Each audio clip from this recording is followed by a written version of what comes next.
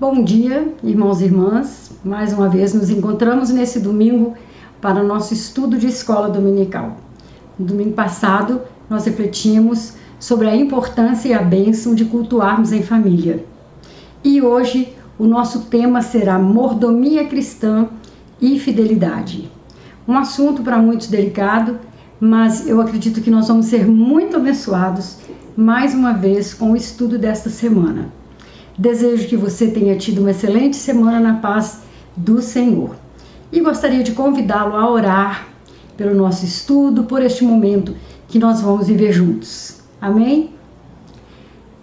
Deus bondoso, aqui nas tuas mãos está o nosso coração agradecido pela semana que se passou, pelas lutas, mas também pelas vitórias e conquistas e pela maneira maravilhosa que o Senhor tem falado ao nosso coração, que o Senhor tem provido as nossas necessidades, que o Senhor tem nos guardado e nos abençoado. Por isso, Pai querido, nós te pedimos que abençoe o nosso momento de estudo bíblico, que o Senhor fale conosco, de acordo com as necessidades do nosso coração, de cada irmão e irmã que está nos vendo nesse momento ou nos verá numa outra oportunidade. Muito obrigado por esse canal de bênçãos que tem sido a tecnologia, que pode alcançar pessoas que estão distantes de nós, em outras comunidades, até em outros países. Que o Senhor esteja abençoando cada um de nós, que separamos este tempo para estudar a Tua Palavra. Fala conosco, Pai, nós te pedimos, em nome de Jesus. Amém. Temos hoje, então, um assunto bastante sério, profundo, que faz parte da vida de todo cristão comprometido com a obra do Senhor. A mordomia é parte da nossa responsabilidade para com a obra de Deus, mas também é um reconhecimento da importância que Deus nos dá, do sinal do seu amor e reconhecimento, ao nos dar todas as coisas, todos os dons para nós administrarmos no seu serviço, no seu trabalho. É um privilégio servir ao Senhor e servir de acordo com a sua vontade. Por isso, queridos, esse tema da mordomia cristã e da fidelidade, que é ligado a este tema, é ligado a esta expressão, vai falar muito com a gente hoje. Eu tenho a impressão que a figura do mordomo na Bíblia, ela foi colocada de uma maneira muito sábia, que fala ao nosso coração sobre a administração dos bens da nossa vida, da nossa casa, de tudo aquilo que Deus colocou sobre a nossa responsabilidade. E o tema fundamental da nossa lição de hoje está em 1 Coríntios 4, 1 e 2. Nós vamos lê-lo, junto com vocês. 1 Coríntios 4, 1 e 2. Portanto, que todos nos considerem como servos de Cristo e encarregados dos mistérios de Deus. O que se requer desses encarregados é que sejam fiéis. Que coisa mais linda esse texto de 1 Coríntios 4, 1 e 2.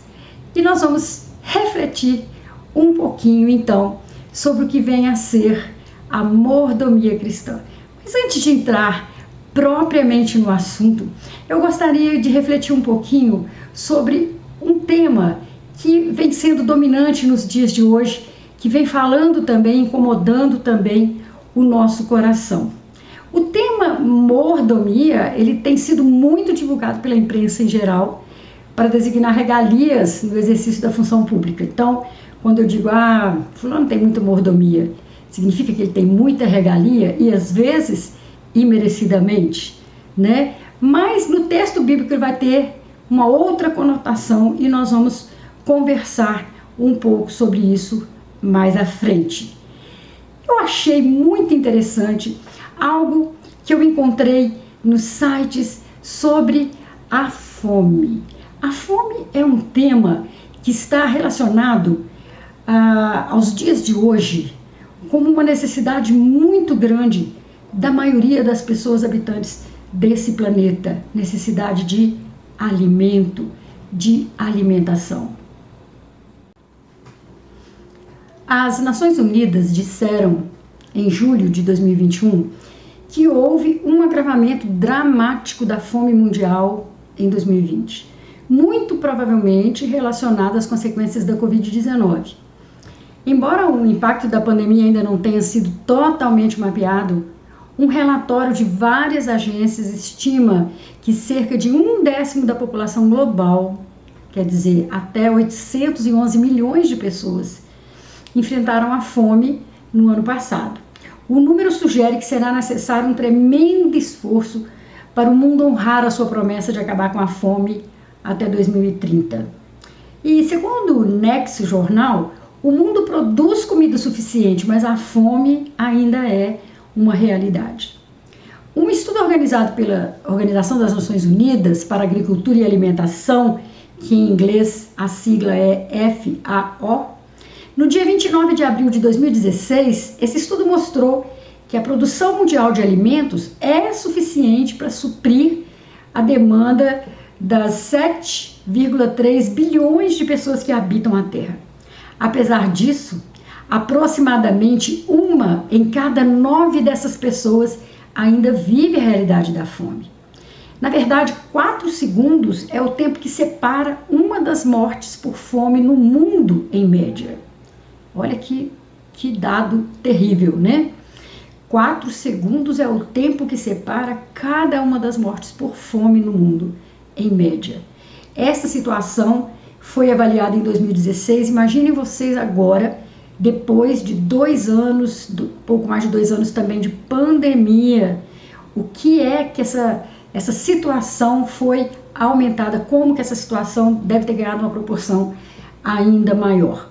Mas o que vem a ser a fome? A fome é um termo sinônimo de subnutrição crônica, ou seja, quando o estado de subnutrição dura por mais de 1 ano.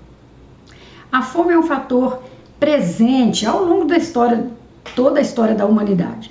E ondas de morte causadas pela falta de alimentos não era algo incomum até pouco tempo atrás.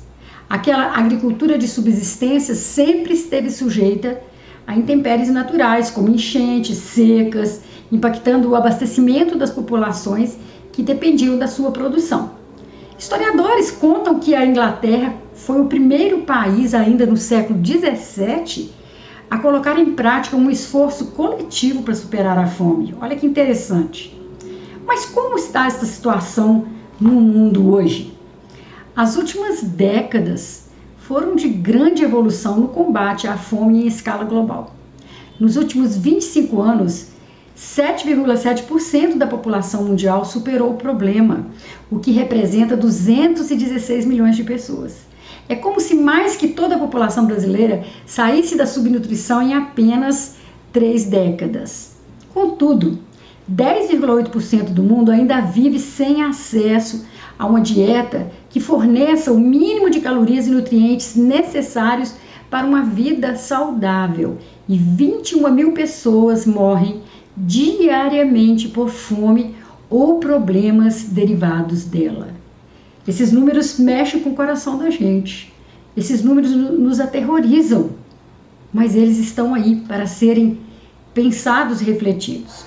Na década de 1960, o mundo passou por um aumento populacional inédito devido à brusca queda na taxa de mortalidade, gerando muita preocupação sobre a capacidade dos países em produzir comida para todo mundo. A solução encontrada foi a de desenvolver tecnologia e métodos que aumentassem a produção. Então, a gente conclui que aumentaram a produção, há comida para todo mundo, mas o que acontece com a comida produzida? A produção mundial de alimentos é largamente superior à demanda, mas acaba sendo em grande parte desperdiçada. Pasme.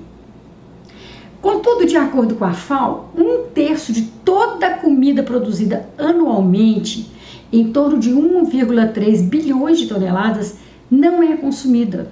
De tudo que é jogado fora, apenas 25% já seria suficiente para abastecer a população que tem fome.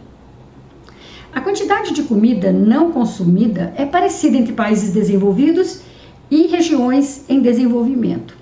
Nos países ricos, preste atenção nisso, 670 milhões de toneladas vão para o lixo anualmente. enquanto nos países mais pobres, essa quantidade é um pouco menor, é de 630 milhões. Deve ser levado em consideração, contudo, que a população dos países em desenvolvimento é bem maior do que nos países desenvolvidos. Os números mostram que países ricos têm mais tendência a jogar comida fora, mesmo estando em perfeitas condições de uso, e convivem com poucas perdas. Mas nos países pobres, ocorre o inverso. Muita comida vai para o lixo por problemas ao longo do sistema da produção, transporte, mas as pessoas aproveitam quase todo o alimento que chegam até elas. Segundo as Nações Unidas, o primeiro passo para evitar o desperdício é que as pessoas reduzam o consumo, ou seja, comprem apenas o que for necessário para uma dieta saudável. Depois, reutilizem o alimento que ainda tem condições de consumo, o que serve tanto para compradores quanto para vendedores, que muitas vezes descartam alimentos plenamente consumíveis por apresentar uma aparência física pouco atrativa. Pega o tomate, se ele não tiver uma aparência boa, joga para o lixo. Uma fruta, né, uma verdura. A fome, ela atinge principalmente as populações mais pobres, já que está relacionada às desigualdades econômicas e sociais nas mais diferentes escalas, da global à regional. Entre a população com fome, contudo, olha, as crianças constituem um grupo ainda mais vulnerável. De acordo com dados da Organização Mundial de Saúde, 11% das crianças com menos de 5 anos em todo o mundo estão abaixo do peso ideal. Como reflexo, 66 milhões delas vão à escola com fome, sendo que 23 milhões estão na África. Além disso, outras 67 milhões de crianças em idade escolar não frequentam as aulas.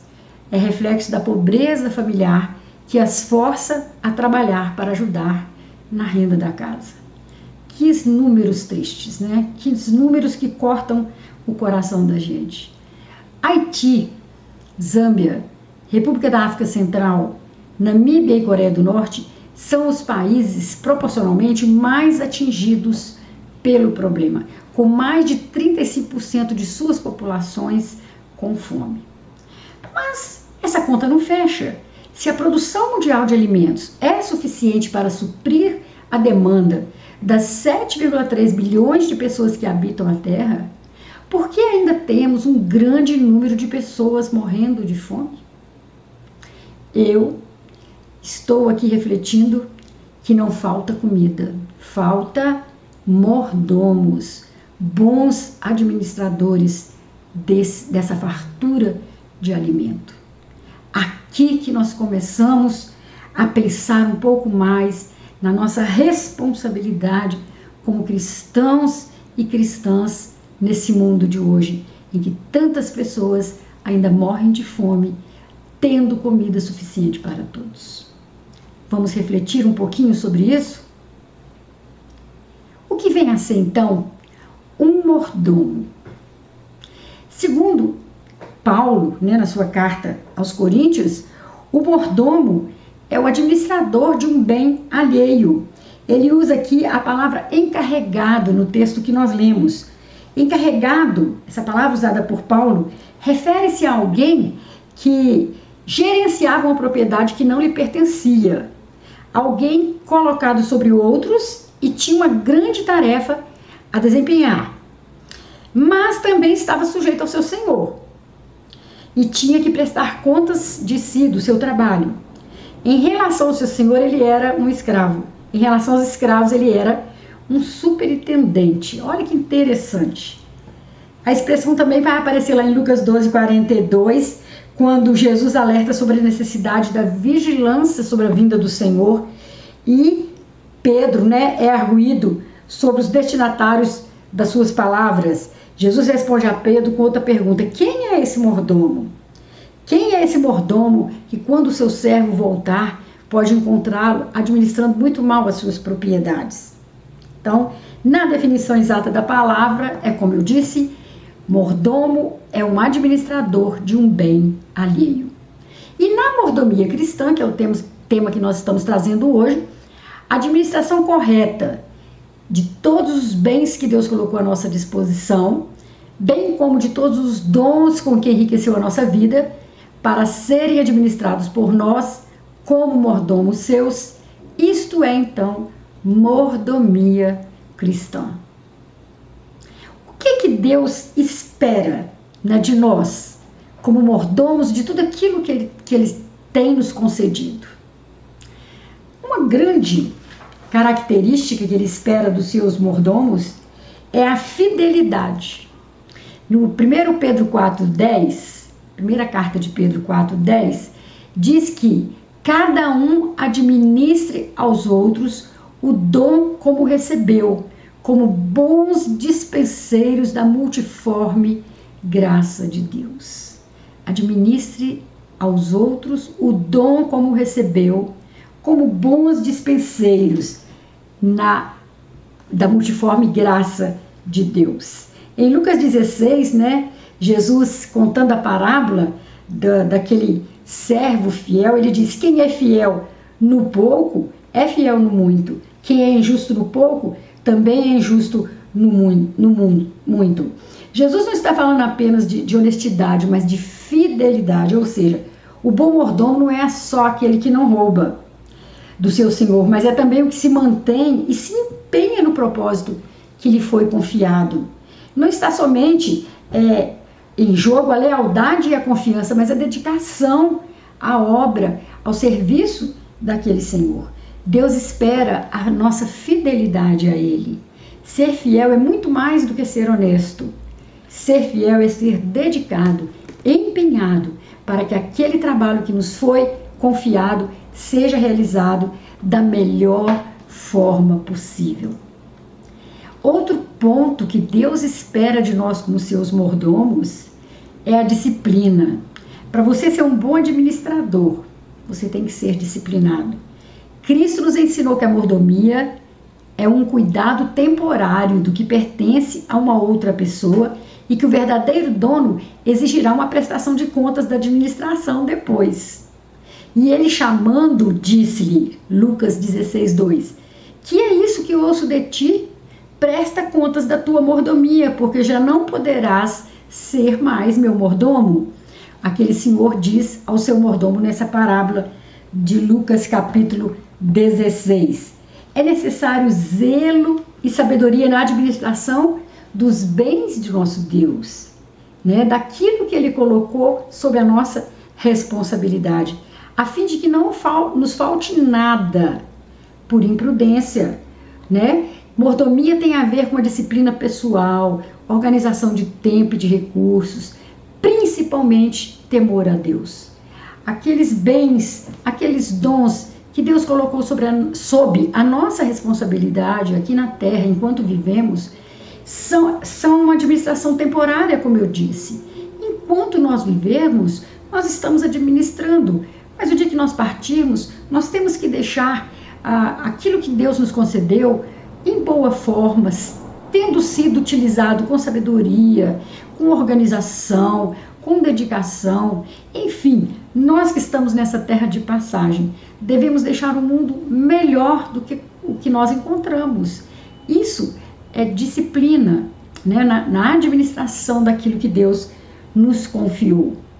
Um outro ponto interessante também que Deus espera de nós como seus mordomos é compromisso com a comunidade e a missão, cada um com a sua capacidade. Nós vamos ver naquela parábola que Jesus conta que um senhor se aproximou dos seus servos e concedeu a cada um alguns talentos e entregou-lhes, né, alguns talentos de acordo com a sua capacidade. Mateus 25, 14 e 15 diz assim: porque isto é também como um homem que, partindo para fora da terra, chamou os seus servos e entregou-lhes os seus bens. E a um deu 5 talentos, a outro 2, e a outro 1, a cada um segundo a sua capacidade, e ausentou-se logo para longe. Então, queridos, o que Deus espera de nós é que cada um de nós tenhamos muito ou poucos bens, devemos ser bons administradores desses bens, porque nós prestaremos conta desses bens. Olha que coisa mais interessante quando nós pensarmos no que é que está sob a nossa responsabilidade. Bens materiais, família, empregados, saúde, a própria natureza, nós vamos falar daqui a pouquinho. São muitas coisas que Deus nos confiou e nós precisaremos prestar contas daquilo que nos foi confiado, como bons mordomos de Deus. Tem também um outro aspecto, que é o aspecto da mordomia quanto ao dízimo. O que acontece? Através do seu blog, o pastor Ed Renekiewicz, ele abordou um assunto bastante polêmico nos dias atuais: dízimos e ofertas. Em seu texto, ele que é mestre em ciências da religião pela Universidade Metodista de São Paulo, ele explica as dúvidas mais comuns enviadas pelos internautas sobre esse tema. Muitos entram em contato com ele para saber se na hora de separar o dízimo é preciso tirar os 10% do salário ou do ganho mensal. O questionamento é respondido pelo pastor através de diversos textos que explicam que no Antigo Testamento o dízimo tinha um dia, um local para ser entregue e que a prática era para os sacerdotes. No Antigo Testamento, os dízimos se destinavam a sustentar os levitas e sacerdotes e toda a estrutura religiosa de Israel, mas também e principalmente para suprir as necessidades dos órfãos, das viúvas e dos estrangeiros. Os dízimos eram, portanto, segundo o pastor Ed René, um sistema de distribuição de riquezas. Olha que interessante, né? Que interessante já no Antigo Testamento. O princípio dos dízimos e das ofertas visava ensinar que tudo pertence a Deus, ele diz, e deve ser administrado na perspectiva de beneficiar sempre o maior número possível das pessoas. A entrega dos dízimos é o caminho do aprendizado, da generosidade, da prática da justiça e da solidariedade, ele escreve. Hoje, na visão de Kiewicz, a pessoa que quer ofertar ou dizimar por generosidade, ela não faz contas. Quem é solidário não faz conta.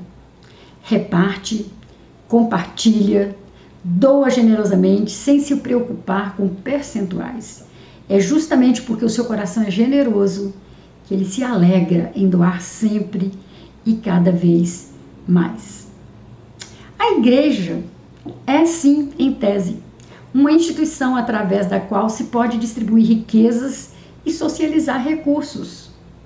Mas o importante é que a riqueza esteja circulando para abençoar o maior número possível de pessoas, tanto através da estrutura organizacional da igreja, quanto das redes de relações comunitária, familiar, fraterna que existe ao seu redor, diz o pastor sobre a entrega dos valores do dízimo. E nós nos baseamos também num texto de Coríntios, que diz o seguinte, que cada um dê a sua oferta conforme resolveu no seu coração. É uma coisa voluntária. Ninguém vai fazer as contas por você. É você que sabe, né? Cada um contribua de acordo com o seu coração. Não com tristeza, nem por obrigação, pois Deus ama a quem dá com alegria. E Deus pode dar muito mais do que vocês precisam, para que vocês tenham sempre tudo o que necessitam, e ainda mais do que o necessário, para fazer todo tipo de boas obras. Como diz as Escrituras, Ele dá generosamente aos pobres e a sua bondade dura para sempre. E Deus, que dá a semente para semear o pão para comer, também dará a vocês todas as sementes que vocês precisam. Ele fará com que elas cresçam e deem uma grande colheita como resultado da generosidade de vocês. Ele fará com que vocês sejam sempre ricos para que possam dar com generosidade. E assim, muitos agradecerão a Deus a oferta que vocês estão mandando por meio de nós. Porque isso que vocês fazem não somente ajuda o povo de Deus que está necessitado, mas também faz com que eles façam muitas orações de gratidão a Deus. eles darão glória a Deus, pois esse serviço que vocês estão prestando, aqui no caso ele está citando um momento de uma grande oferta que uma igreja iria enviar para pessoas em necessidade. Então esse serviço que vocês estão prestando mostra a eles como vocês são dedicados ao Evangelho de Cristo, que vocês aceitam e seguem. E eles darão glória a Deus pela oferta generosa que vocês estão dando a eles e a todos os outros. E eles orarão com muito carinho por vocês, por causa do imenso amor que Deus tem mostrado a vocês. Esse texto maravilhoso fala da posição do coração que doa generosamente.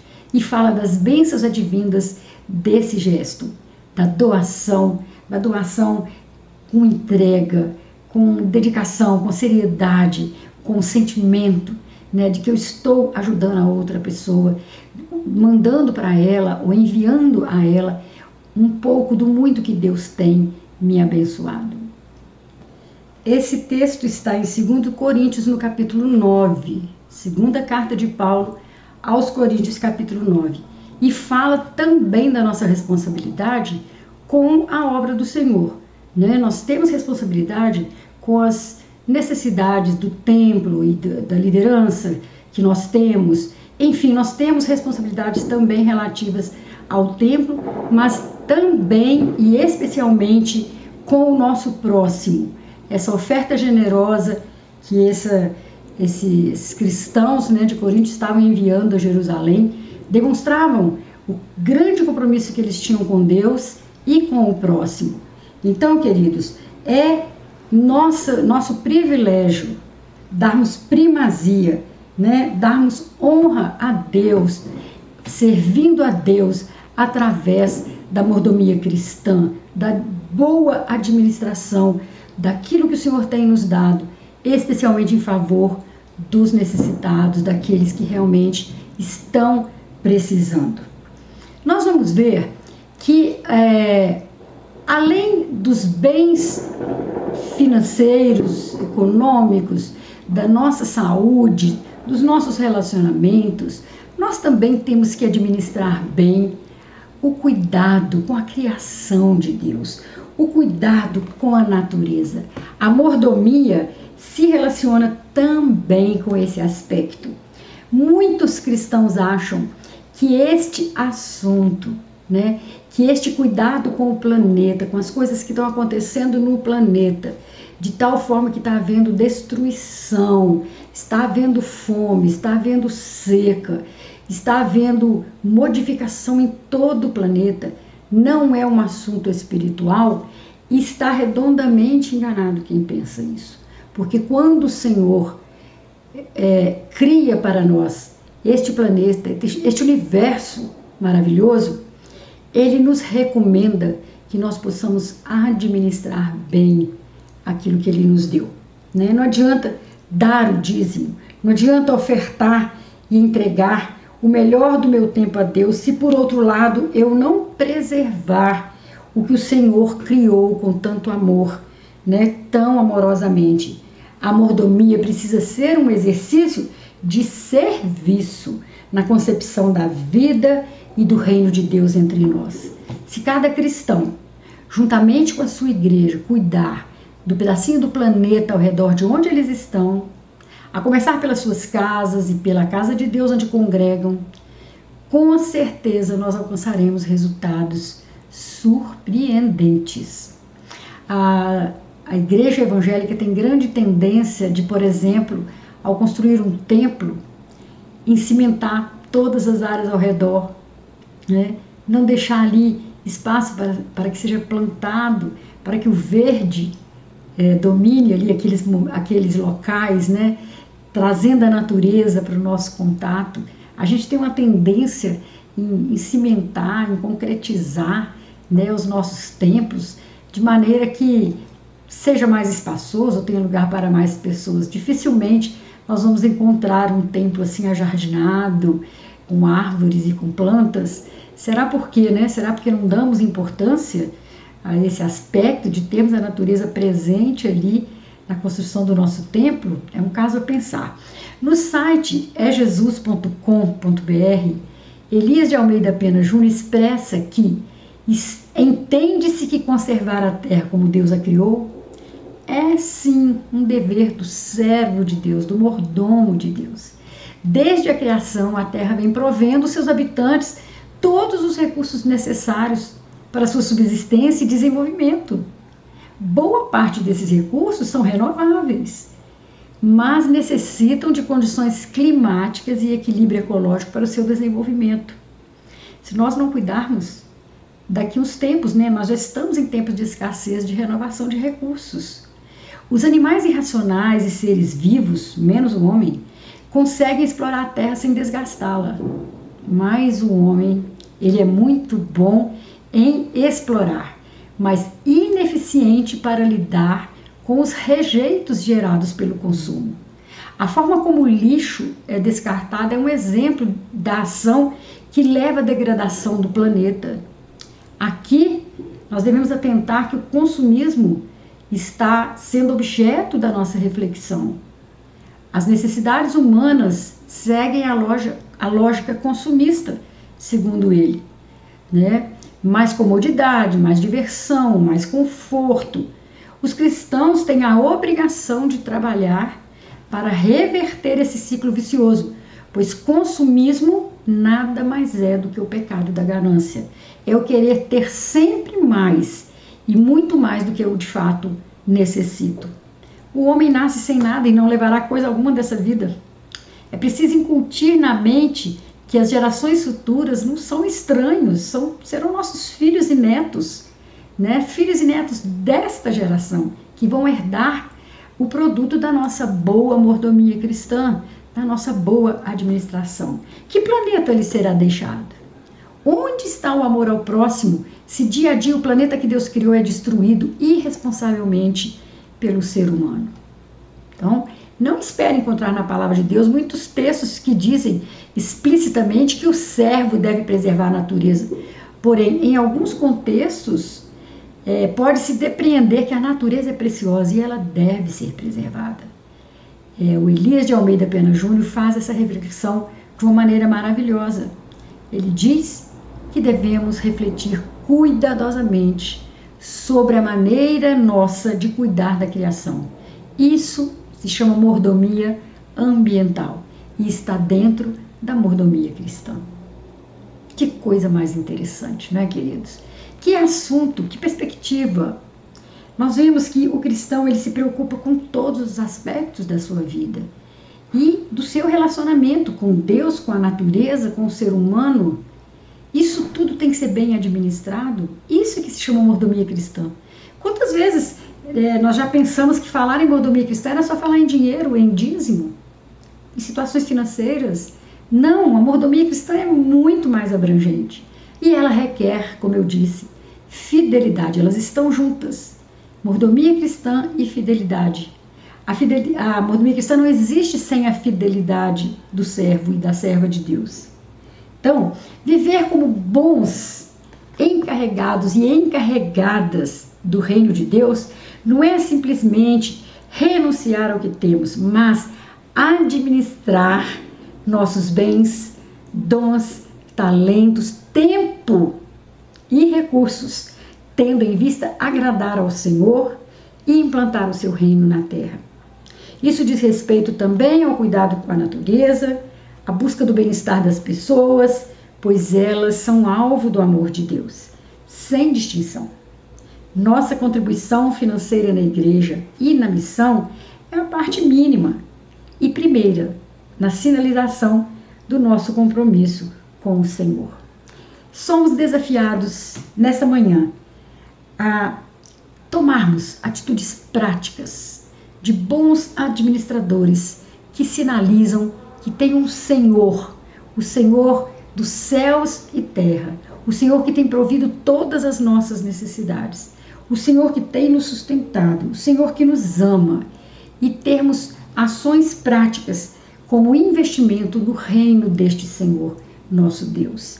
Que as pessoas possam ver, através das nossas ações, das nossas ofertas, dos nossos dízimos, da administração de tudo que temos, que Deus colocou para nós.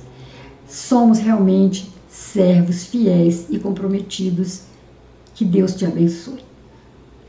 Muito bem, a Igreja Metodista Canaã agradece a sua presença, a sua atenção, o seu estímulo. Eu, particularmente, agradeço o seu incentivo e pedimos as suas orações para que a nossa caminhada continue a produzir fruto. Você pode estar conosco hoje à noite no culto de louvor e adoração, tanto presencialmente quanto online. Nas quartas-feiras, os cultos de oração têm sido transmitidos às 19h30 online. E no próximo domingo, se Deus permitir, nós vamos voltar com nova lição de escola dominical, desta vez a de número 9, cujo tema é servir com amor e humildade.